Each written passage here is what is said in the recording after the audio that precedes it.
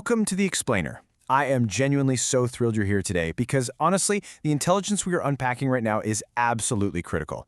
We're looking at the latest July 2026 strategy report, and right out of the gate, all the data points to one single, unavoidable theme: urgent, rapidly approaching deadlines.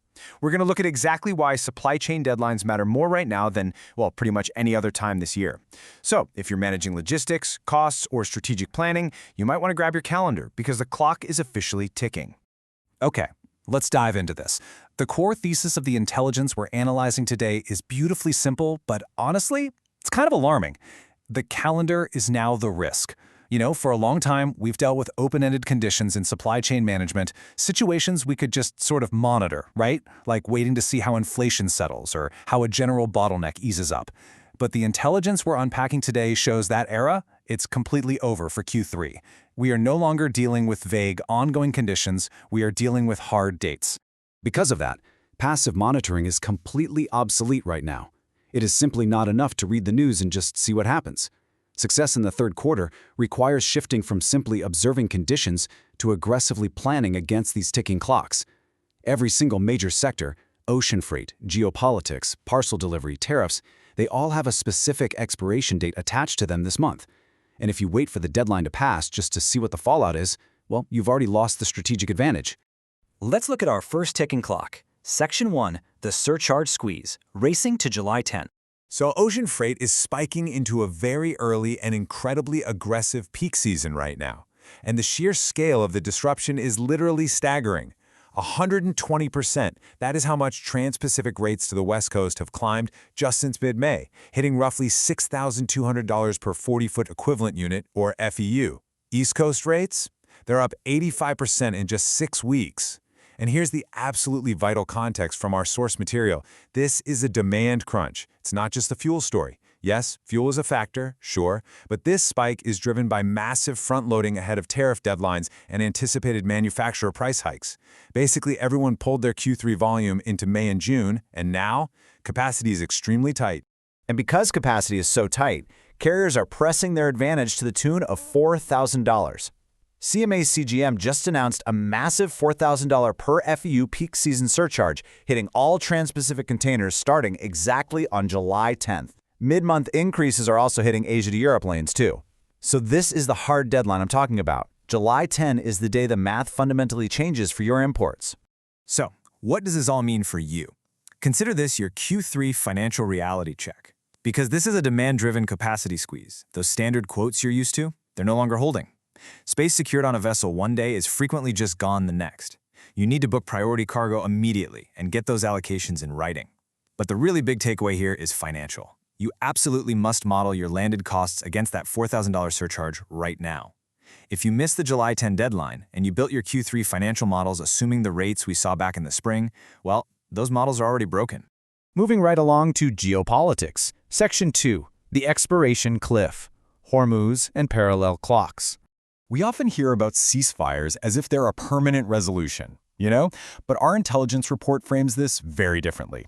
The situation in the Gulf is not resolved. It's actually a really fragile countdown governed by parallel clocks. The US-Iranian interim deal was signed in mid-June, and yes, it survived a serious test of kinetic strikes just days later. But the physical reopening of the strait is completely governed by expirations. The Memorandum of Understanding guarantees a toll-free reopening for only 60 days. Meanwhile, right on a parallel track, the U.S. Treasury's sanctions waiver on Iranian oil expires in August. So these aren't just dates, they are massive pressure points and potential re-escalation triggers if a permanent framework isn't signed first. And listen, if you're moving goods through this region, take note of this stark reality. Container cargo faces deprioritization behind oil and LNG. Authorities are literally giving priority to energy cargo to clear the massive backlog of ships. The source data explicitly warns that full backlog normalization, which involves mine clearance and vessel inspections, is going to take 2 to 3 months minimum. So you cannot just assume normal transit times here. You've got to bake longer transit delays into your Q3 delivery commitments right now. Let's shift over to the operational side. Section 3, the implementation trap, July 12th, and AI governance. Missing technical and parcel deadlines creates these silent, compounding financial bleeds. Let's look at the USPS parcel changes happening on July 12th. These aren't just your simple, standard flat rate increases. We're talking dimensional and sub-pound reporting tweaks. Waiting to discover the cost impact on your next invoice? That is a losing strategy. The winning strategy is auditing your parcel profile before July 12th. Because for high-volume e-commerce shippers, a tiny dimensional rating change on a lightweight package compounds incredibly fast across millions of parcels. You literally have a narrow window to right-size your packaging before the changes hit. And this urgency totally applies to technology too. Gartner just named Agentic and physical AI as the top supply chain tech trends for 2026. Supply chain management software with Agentic AI capabilities is forecast to grow from under $2 billion next year to a staggering $53 billion by 2030. I mean, the growth curve here is steep, and it is happening right now. Which brings us to a major strategic imperative. AI is moving from just analyzing data and making recommendations to actually automating and executing routine supply chain tasks. Physical and agentic AI will be making decisions about your inventory, your transportation, your suppliers. If you scale that execution blindly, you are introducing massive risk. The correct strategy here is building decision governance first. You've got to build the frameworks and guardrails to explain, audit, and control those AI decisions right now, before the tech scales across your entire network. On to our final deadline, Section 4, the legal cutoff, the $166 billion tariff fork.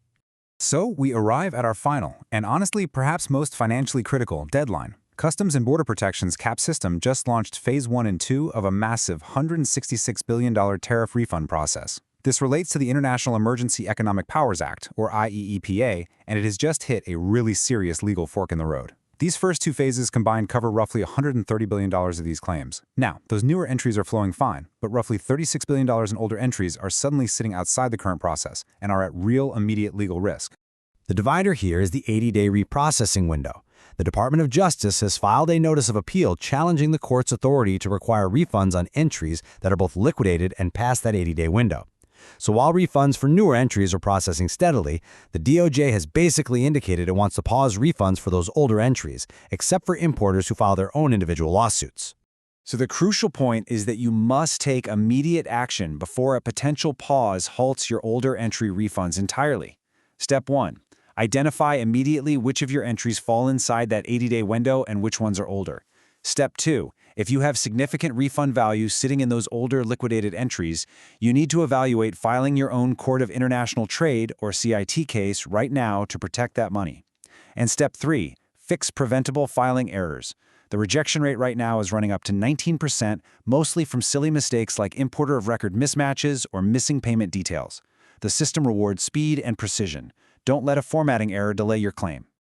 Bringing it all together. Section 5. Beating the supply chain clock. Taking action. We've covered a whole lot of ground today, but all these separate data points weave together into a single unified strategic mandate. Supply chain success isn't just about making connections anymore. It is about timing. The intelligence is explicitly clear. The organizations that will perform best in Q3 are the ones treating these dates as hard planning triggers, not just news items. You have to book the cargo before the July 10 surcharge. You have to audit the parcel profile before the July 12 rate changes. You have to lock in contingency plans before the 60-day Hormuz ceasefire is tested again. The strategic advantage absolutely belongs to the fast and the proactive. And hey, I want to take a brief moment to credit the data foundation that makes identifying these critical dates possible. The insights we've explored today are powered by the deep, structured intelligence of Pinalytics. Having a robust data foundation like that is exactly what allows you to spot these hidden cliffs in the calendar before your competitors do, transforming raw information into genuine strategic foresight. So I'll leave you with this final provocative thought to take back to your teams this week. Look at your Q3 strategy, look at your landed cost models, and look at your shipping profiles, and ask yourself honestly, is your supply chain waiting on the clock to see what happens, or are you actively beating it? Thank you so much for joining me for this explainer. Keep letting the data lead, and I'll catch you next time.